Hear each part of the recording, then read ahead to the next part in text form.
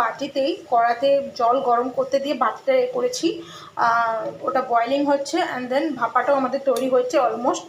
দেখুন অলমোস্ট এটা তৈরি হয়ে গেছে। একটু ফ্রাই করে নেব এই ডিমের এই ভাপাগুলো, এটা অলমোস্ট রেডি হয়ে গেছে। তো ফ্রাই একটু কড়াইতে তেল দিয়ে দিয়েছি অ্যান্ড দেন জিরে গুঁড়ো, তেল গরম হচ্ছে ততক্ষণ আদা রসুন বাটা আর পেঁয়াজ টমেটোটা পেস্ট আমি বানিয়ে নিয়েছি। এই যে রেডি হয়ে গেছে এটা। তো এটা এবার কড়াইতে দিয়ে দেব।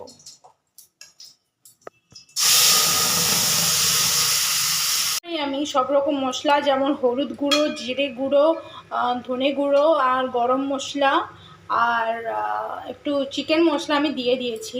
এবার এতে একটু হালকা, এবার ডিমগুলো দিয়ে দেব।